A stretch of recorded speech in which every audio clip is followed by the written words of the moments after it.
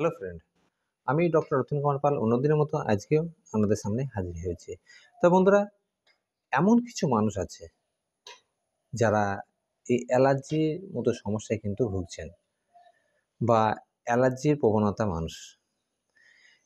একটুতেই তাদের দেখবেন যে সর্দি কাশি, ঠান্ডা লাগা, নাক দিয়ে জল ঝরা, চোখ দিয়ে জল আসা এবং গলার কাছে একটা সাঁই বা ঘরকরানি ভাব, বা দেখবেন প্রচণ্ড পরিমাণে কাশি হয়, গলার কাছে মনে যে কফ জমে আছে, এরকম একটা সমস্যা কিন্তু তাদের মধ্যে তৈরি হয়। বা কাশতে কাশতে অনেকে দেখবেন যে হয়তো কাপড় চোপড়ে প্রস্রাব করে দেওয়ার মতো সমস্যা, বা হয়তো বুকের মধ্যে সেলাসা জাম হয়ে যাওয়ার মতো সমস্যা কিন্তু দেখা যায়। তা এই যে সমস্যা থেকে মুক্তি পেতে অবশ্যই আমি একটা হোমিওপ্যাথির ডক্টর রিকোয়ার্জের জার্মানি একটি মাত্র মেডিসিনের কথা বলব, যে মেডিসিনটা ব্যবহার করে আপনাদের সমস্যা থেকে সহজে কিন্তু মুক্তি পেয়ে যাবেন। অবশ্যই সঙ্গে থাকবেন। এবং তার আগে বলে দিই, আমার ইউটিউব চ্যানেলে যেসব নতুন বন্ধুরা এসেছেন সকলকে আমার তরফ থেকে শুভেচ্ছা রইল। তা বন্ধুরা, এবার ভিডিও ফটাফট শুরু করছি। দেখেন, মুখের যদি কফ জমে থাকে বা ঠান্ডা লেগে যায় বা ঘন ঘন ঠান্ডা লাগে, তাহলে আমাদের শরীরের মধ্যে যে একটা ইমিউনিটি পাওয়ার বা আমাদের শরীরের মধ্যে যে ক্ষমতা বা কাজ করার প্রবণতা, সেটা কিন্তু অটোমেটিক কিন্তু কমতে শুরু করবে। এবং ঠান্ডা, অতিরিক্ত ঠান্ডা বা কাশির কারণে আমাদের দেখবেন যে একটা দম লাগার মতো ভাব বা ভেতরে কফ জাম হয়ে যাওয়ার মতো ভাব, এইদিকে আস্তে আস্তে হয়তো নিউমোনিয়ার মতো সমস্যা দেখা দেয়। এবার কাশতে কাশতে অনেকে হয়তো টনসিল ফোলার মতো সমস্যা, বা হয়তো টনসিলাইটিস থেকে আরম্ভ করে ফ্যারেঞ্জাইটিস থেকে এরকম সমস্যা কিন্তু অনেকের তৈরি হয়। অনেকে দেখবেন যে এই অ্যালার্জি ঠান্ডার কারণে চোখ দিয়ে জল আসা, নাক দিয়ে জল আসা এবং কাশতে কাশতে হয়তো কাপড় চোপড়ে প্রস্রাব হয়ে যায়, এরকম সমস্যা। বা অনেকে দেখবেন যে এত প্রচণ্ড পরিমাণে কাশি হয় যে কোনো খাবার খেলে সঙ্গে সঙ্গে হয়তো বমি হয়ে যায় বা বমি বমি ভাব কাশতে কাশতে, এরকম সমস্যা কিন্তু অনেকের মধ্যে তৈরি হয়। তো এই ঠান্ডা কাশি যদি আপনার অতিরিক্ত যদি হয়ে থাকে, সেক্ষেত্রে আমরা বেস্ট হোমিওপ্যাথি ওষুধ খেয়ে আমরা সম্পূর্ণভাবে, বা দীর্ঘদিন থেকে যারা কাশির সমস্যায় ভুগছেন তারা হয়তো এই হোমিওপ্যাথি মেডিসিন ব্যবহার করে কিন্তু আমরা সম্পূর্ণভাবে কাশির সমস্যা থেকে বা বুকে কফ জমার সমস্যা থেকে কিন্তু সহজে কিন্তু মুক্তি পেতে পারেন। বা অনেকের যদি একটু আধটু সমস্যা হলে হয়তো বাজার থেকে ঠান্ডা কাশির হয়তো অ্যান্টিবায়োটিক ক্যাপসুল, বা সাথে হয়তো অ্যালার্জির যে কোনো কোম্পানির অ্যালার্জির হয়তো মেডিসিন একসঙ্গে অ্যাড করে অনেকে খান। কিন্তু এই খাওয়ার ফলে কিন্তু অনেক সময় দেখবেন যে এই ঠান্ডা কাশি অনেক অল্প স্বল্প হলে হয়তো সাময়িক কালের মতো হয়তো কম পড়ে। এর ফলে কিন্তু বুকে কিন্তু কফ জমতে শুরু করে, গলার মধ্যে কফ জমতে শুরু করে। এর ফলে গলার সাউন্ডটা আস্তে আস্তে কিন্তু বসে যায়। এতে কিন্তু আরও আনচান বা উড়ুমুড়ি ভাব, নিঃশ্বাস বন্ধ হয়ে যাওয়ার মতো ভাব, নাকের সর্দি জাম হয়ে যাওয়ার মতো ভাব, এই আনচান আনচান অস্থিরতা ভাব কিন্তু ভেতরে দেখা দেয়। তা এই যে সমস্যা, ভেতরে কফ জাম হয়ে থাকে, বুকে মনে হচ্ছে ভারী ভারী ভাব, এই যে সমস্যাটা যদি তৈরি হয়, তাহলে কিন্তু আমাদের খাওয়া দাওয়া, শোয়া, কোনো কাজে মন আসা কিছুই তো আসবে না। যদি দীর্ঘদিন ধরে এই সমস্যায় যদি আপনারা ভোগেন, তাহলে সেই ক্ষেত্রে আমাদেরকে বেস্ট হোমিওপ্যাথি একটি মেডিসিনের কথা বলবো, জার্মানি ডক্টর রিকোয়ার্জের। সেই মেডিসিনটা যদি আমরা সঠিক নিয়মে যদি আপনারা ব্যবহার করেন, তাহলে কিন্তু আপনাদের সমস্যা থেকে সহজেই কিন্তু মুক্তি পেয়ে যাবেন।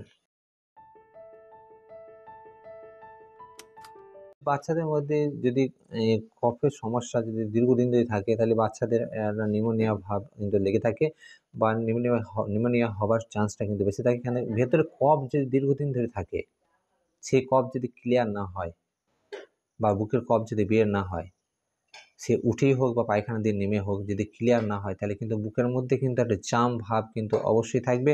বাচ্চারা কিন্তু এই সমস্যাতে কিন্তু বেশি ভুগবেন। বাচ্চারা অস্থিরতা বা বিরক্ত ভাব, বা বাচ্চারা দেখবেন যে একটা কান্না ভাব, বা একটুতে হাসতে বা কাশতে গেলে একটা ঘড়ং করে আওয়াজ, বা হয়তো বাচ্চার কাছতে গিয়ে বা হাসতে গিয়ে বড় মানুষই হোক বা যাই হোক, বুকে চেপে ধরে কাশতে হচ্ছে, এরকম সমস্যাটা অনেক সময় তৈরি হতে দেখা দেয়।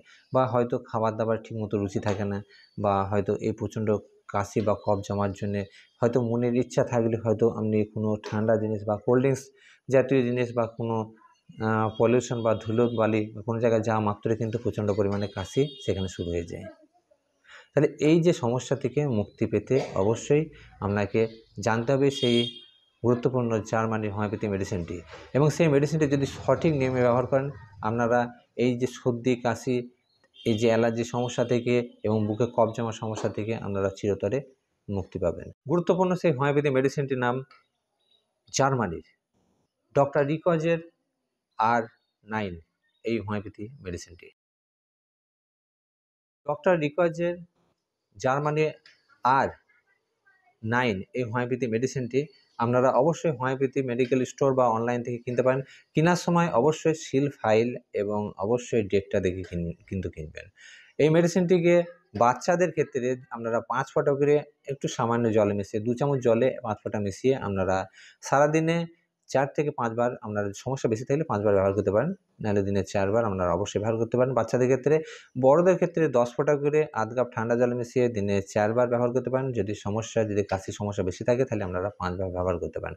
এই মেডিসিনটি আপনারা কন্টিনিউ 7 দিন ব্যবহার করে আপনাদের সমস্যা থেকে অনেকটাই যখন মুক্তি পেয়ে যাবেন, তখনই কিন্তু আপনারা এই মেডিসিনটাকে আপনারা অবশ্যই দিনে 2 বার করে সকালে এবং সন্ধ্যায় খালি পেটে আপনারা ব্যবহার করে আপনাদের সমস্যা, যে সর্দি কাশি, বুকে কফ জমা, হাঁচি, এই সমস্যা থেকে আপনারা সহজে কিন্তু মুক্তি পাবেন এই জার্মানির ডক্টর রিকোয়ার্জের হোমিওপ্যাথি মেডিসিনটি ব্যবহার করে। তা বন্ধুরা, যদি ভিডিও ভালো লেগে থাকে, যদি এখনও আমার চ্যানেলটিকে সাবস্ক্রাইব না করে থাকেন, তাহলে এই নলেজেবল জার্মানি সম্বন্ধে বা এই নলেজেবল হোমিওপ্যাথি সম্বন্ধে যদি ভিডিও দেখতে ইচ্ছুক, তাহলে অবশ্যই চ্যানেলটিকে সাবস্ক্রাইব করবেন বা সাবস্ক্রাইব করে আমাকে কৃতার্থ করবেন। এবং যদি আপনার ভিডিও ভালো লেগে থাকে বা মনের মতো হয়ে থাকে, অবশ্যই নিজের বন্ধুবান্ধব বা আত্মীয়ের মধ্যে অবশ্যই অবশ্যই তাদের মধ্যে কিন্তু এটাকে শেয়ার করবেন। এবং সকলে কিন্তু ভালো থাকবেন, সুস্থ থাকবেন এবং নিজের শরীর প্রতি অবশ্যই খেয়াল রাখবেন। পরবর্তীতে আবার আপনাদের সামনে হাজির হব নতুন একটি ভিডিও নিয়ে।